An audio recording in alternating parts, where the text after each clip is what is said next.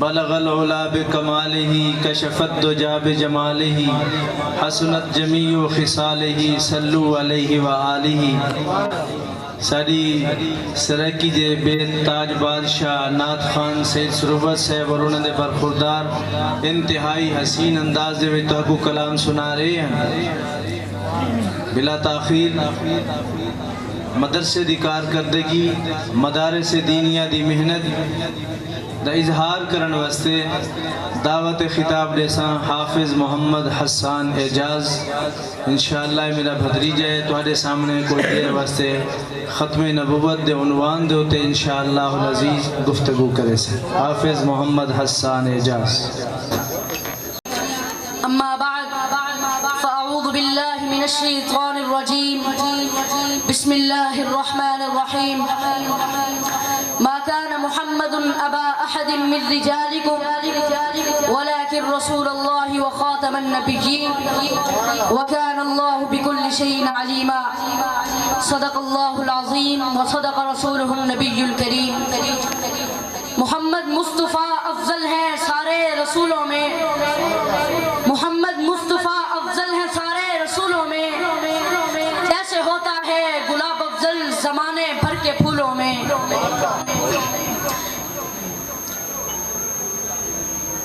حسن یوسف دیکھ کر وہاں کٹ گئی انگلیاں، حسن یوسف دیکھ کر وہاں کٹ گئی انگلیاں، جہاں چاند کٹ گیا انگلی کو دیکھ کر۔ خدا نے بنائی ہے صورت محمد کی، خدا نے بنائی ہے صورت محمد کی، ہوا وہ عاشق جس نے دیکھ لی صورت محمد کی۔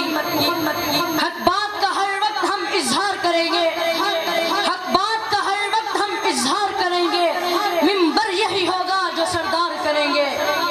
جب تک ہے تلک منہ میں سینے محفل، جب تک ہے تلک منہ میں سینے محفل، قادت کی نبوت کا ہم انکار کریں گے۔